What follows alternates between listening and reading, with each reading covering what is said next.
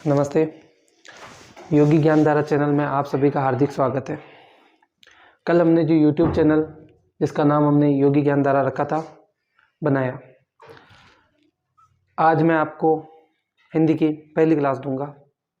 ये हिंदी की क्लास आपके कक्षा 6 से 12 व्याकरण और जो गवर्नमेंट एग्ज़ाम होते हैं जैसे कि BSTC, PTET, रीड लेवल 1, पटवार, जिस भी कंपटीशन एग्ज़ाम में हिंदी आती है उन सब में ये व्याकरण आपके काम आएगी। तो अपना पहला टॉपिक रहेगा संज्ञा। क्या रहेगा? संज्ञा।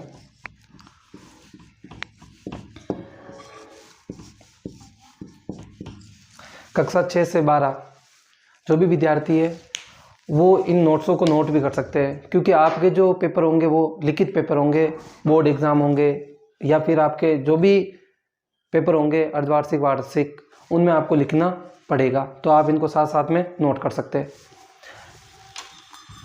संज्ञा की परिभाषा है किसी व्यक्ति, वस्तु, स्थान,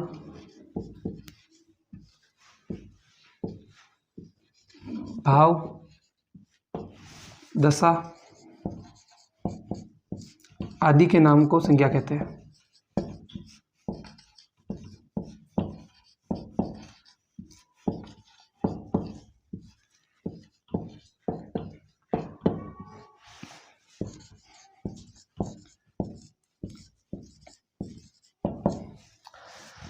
किसी व्यक्ति, वस्तु, स्थान, भाव, दशा आदि के नाम को क्या कहते हैं? संज्ञा कहते हैं। अब आपको ये ध्यान रखना है कि व्यक्ति जैसे दिनेश, रमेश, या कोई पर्टिकुलर जगह जैसे जयपुर है, वस्तु में जैसे मान लो पेन है, स्थान में मैंने बता दिया जयपुर, भाव जैसे प्रेम, क्रोध, और दशा जैसे बुढ़ापा, बचपन, इन सभी नामों में क्या होती है? संज्ञा होती है। इसके आगे अपन पढ़ेंगे कि किस शब्द में कौन सी संज्ञा है और कौन सी नहीं है। तो उसके लिए अपने को पहले संज्ञा के प्रकार पढ़ने पड़ेंगे। संज्ञा के प्रकार दो तरह से बताए जाते हैं, 3 प्रकार भी बताए जाते हैं और 5 प्रकार भी बताए जाते हैं, लेकिन मूलतः संज्ञा के 3 प्रकार माने जाते हैं। कितने प्रकार माने जाते हैं? 3। उनके नाम साथ साथ में नोट कर ले। संज्ञा के प्रकार की जगह आपके भेद भी लिखा आ सकता है, भेद। तो ये कितने होते हैं? 3। कौन कौन से होते हैं? पहला होता है व्यक्तिवाचक।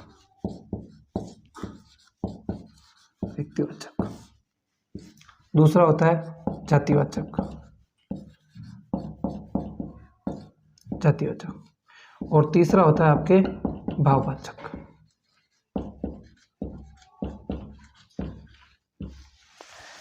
तीन प्रकार होते हैं, व्यक्तिवाचक, जातिवाचक और भाववाचक।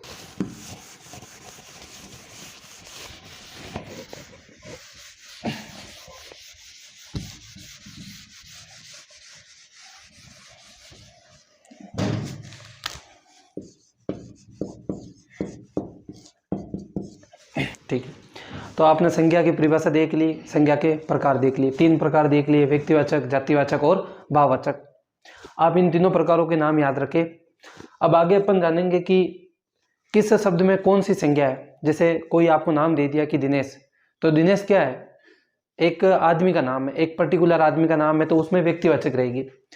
और दूसरा दे दिया जयपुर, तो जयपुर में संज्ञा कि भाई स्थान है, तो उसमें संज्ञा तो रहेगी ही रहेगी। तो इस तरह आपको पता करना है कि भाई किस शब्द में कौन सी संज्ञा है। तो पहले अपन पढ़ेंगे व्यक्तिवाचक।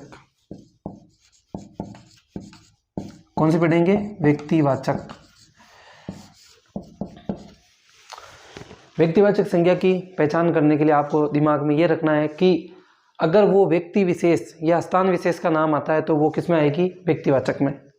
इसके उदाहरण देखना आप, जैसे महात्मा गांधी।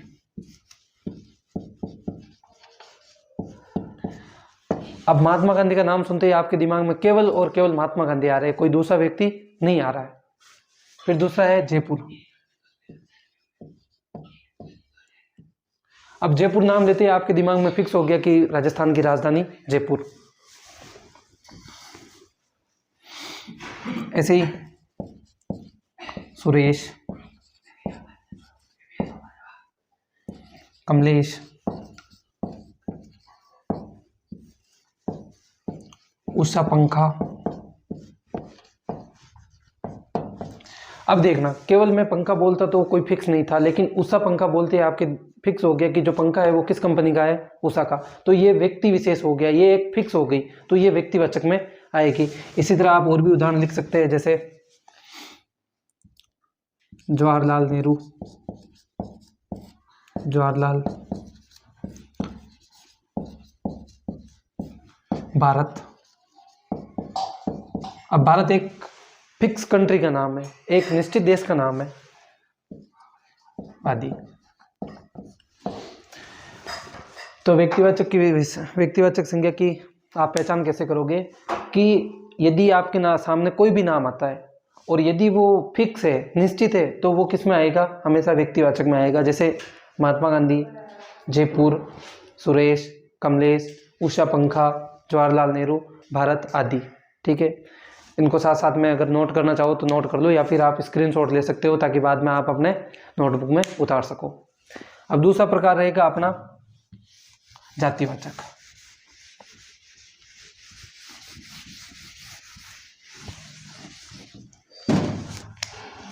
दूसरा प्रकार रहेगा अपना जातिवाचक।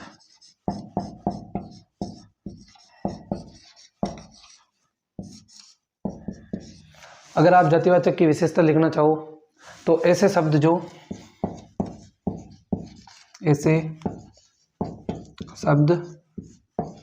जो पूरी जाति का बोध कराए, पूरी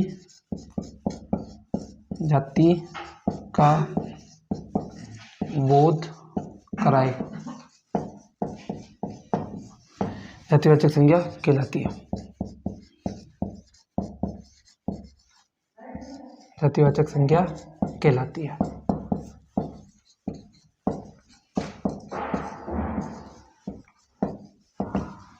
इसके उदाहरण देखना, जैसे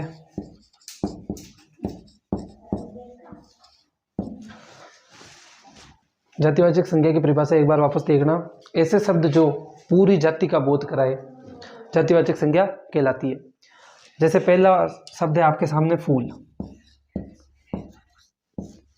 अब फूल कोई, जैसे आपने सुना फूल, तो अब फूल फिक्स नहीं है कि भाई किसका फूल है, कमल का फूल है, गेंदे का फूल है, तो फूल पूरी एक जाति हो गई। फिर दूसरा है जैसे पशु। अब ये पशु शब्द है, ये पूरी पशु जाति का बोध करा रहा है। पशु में गाय, भैंस, घोड़ा सब आ जाते हैं। उसी तरह शहर। अब शहर नाम सुनते ही निश्चित शहर नहीं हुआ कि भाई बेंगलोर है, अहमदाबाद है, गुजरात है। शहर मतलब सारे शहर आ गए। पक्षी। अब पक्षी में भी निश्चित नहीं हुआ कि कौन सा पक्षी है। नदी, तालाब आदि। देखिए, आपको शुरू में मैं बहुत ही शॉर्ट में समझाने का प्रयास कर रहा हूं और बहुत कम उदाहरण दे रहा हूं, लिमिटेड उदाहरण दे रहा हूं, ताकि आपको समझ में आ जाए कि जातिवाचक संज्ञा कौन सी संज्ञा होगी। ऐसी संज्ञा होगी जो पूरी जाति का बोध करवा दे। जैसे फूल है तो फूल आपको पता है कि भाई कोई फिक्स नहीं है। पशु है तो कोई निश्चित पशु नहीं है। शहर है तो कौन सा शहर है अपने को नहीं पता, ये पूरे जितने भी शहर है उन सब का बोध करवा रहा है। पक्षी कौन सा है अपने को नहीं पता है। तो आप परिभाषा को छोड़ के केवल ये ध्यान रखें कि ऐसे शब्द जो जाति का बोध करवा दे वो क्या कहलाएगी, जातिवाचक संज्ञा कहलाएगी। आप एक बार इनको नोट कर ले या स्क्रीनशॉट ले ले। अब अपना तीसरा प्रकार रहेगा भाववाचक संज्ञा।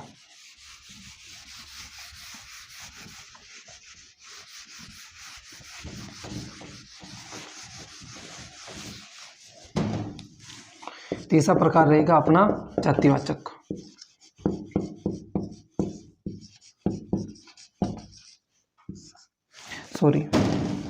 तीसरा अपना प्रकार रहेगा भाववाचक संज्ञा।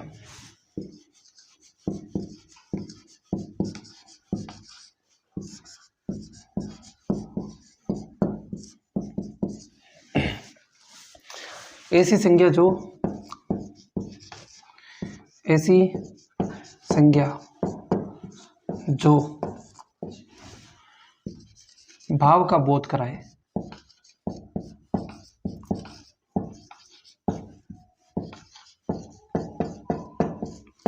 भाववाचक संज्ञा कहलाती है। भाववाचक संज्ञा कहलाती है।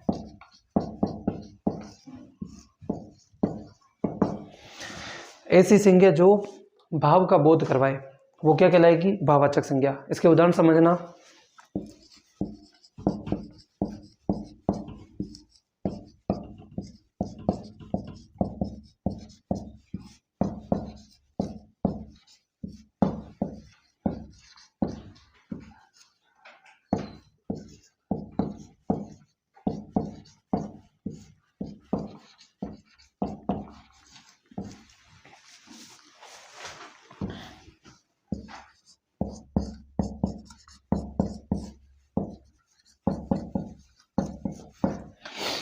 भाववाचक संज्ञा के एक बार उदाहरण समझना। जैसे गुस्सा, तो गुस्सा क्या है? एक भाव है।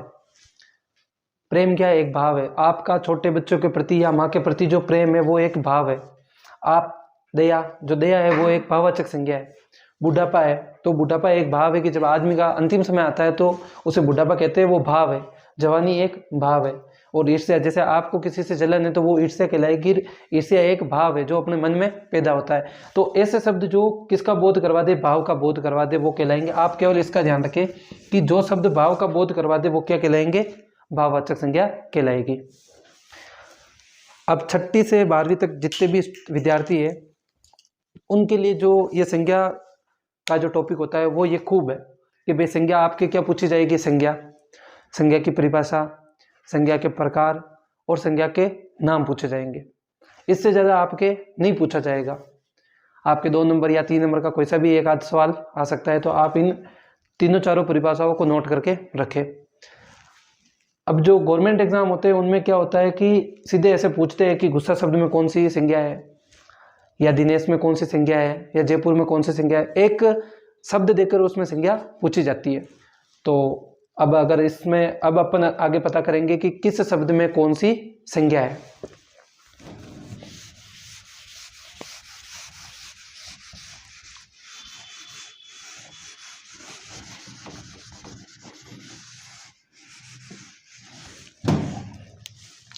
मैं आपको 6 शब्द दूंगा, उसमें आपको बताना है कि किस शब्द में कौन सी संज्ञा है।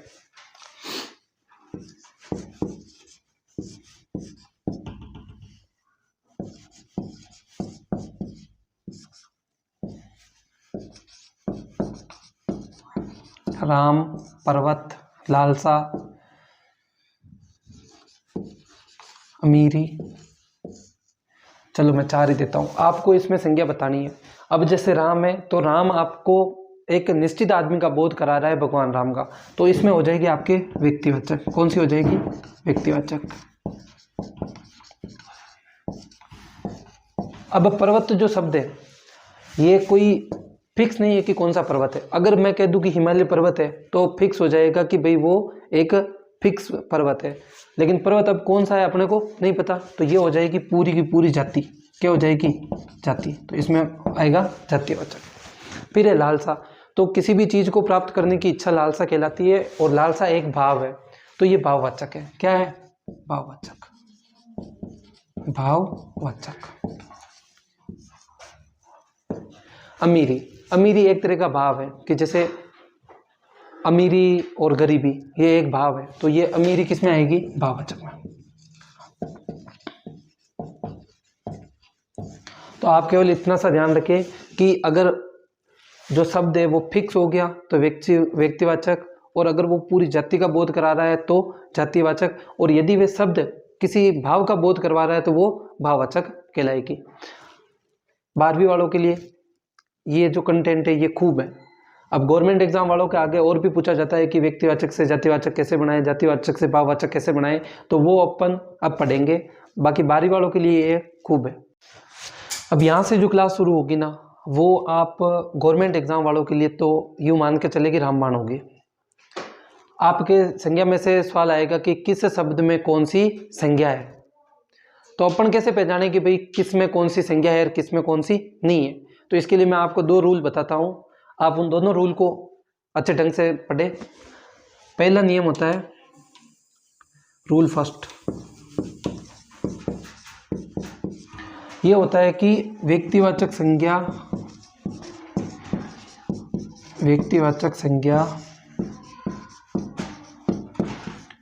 हमेशा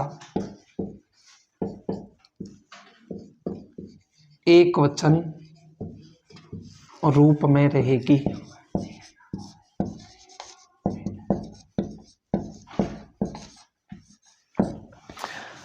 रूल पहला कहता है कि व्यक्तिवाचक संज्ञा हमेशा एक वचन में रहेगी। इसका अर्थ यह है कि व्यक्तिवाचक संज्ञा का कभी भी अपन बहुवचन नहीं बना सकते। जैसे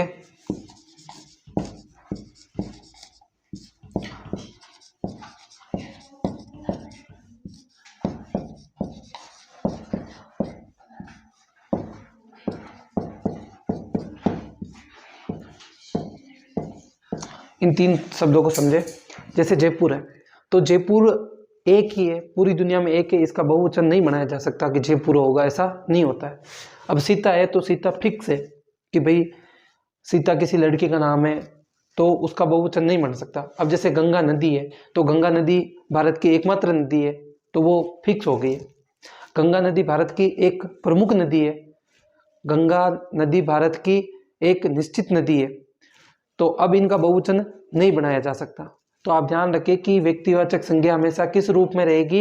एक वचन रूप में रहेगी। आगे देखिए रूल 2 क्या कहता है।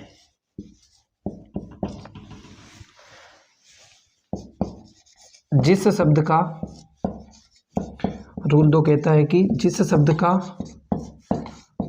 बहुवचन बनाया जा सके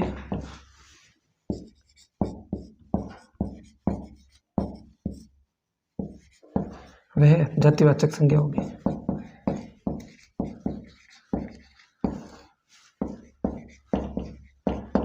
जातिवाचक संज्ञा होगी। जैसे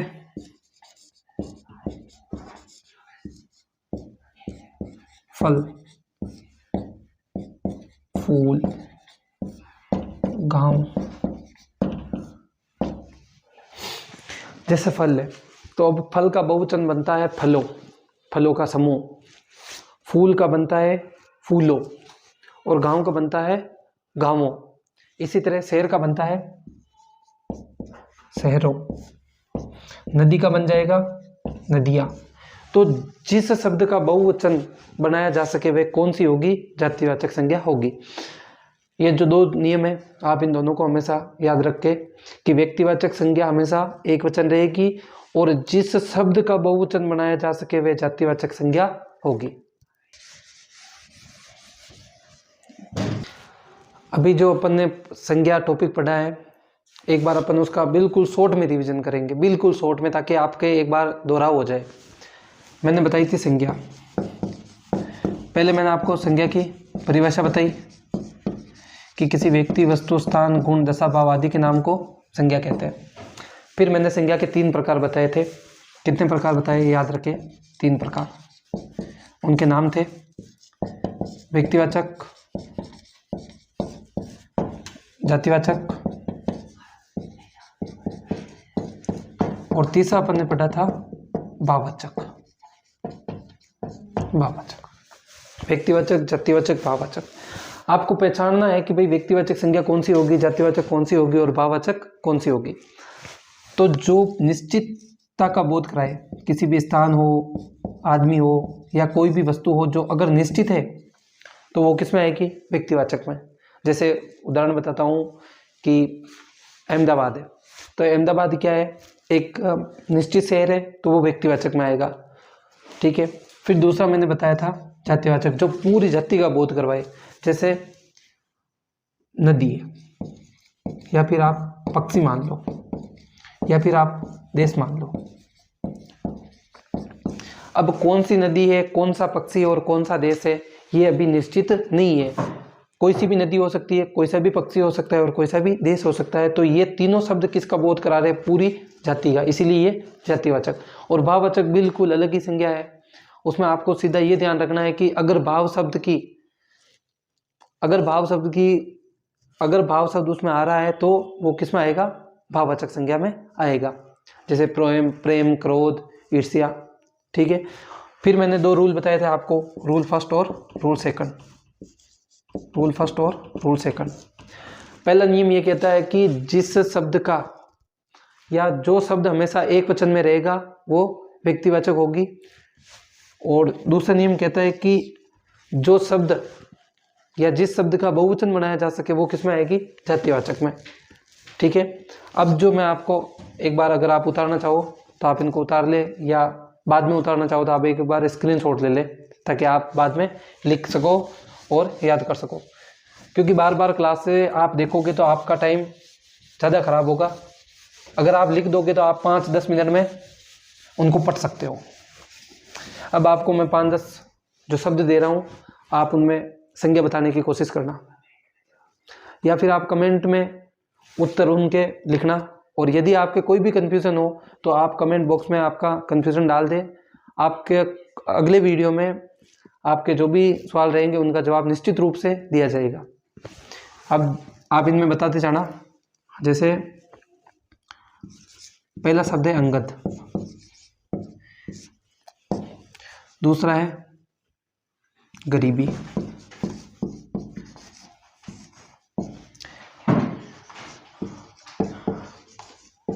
जवानी, माता, पुत्र,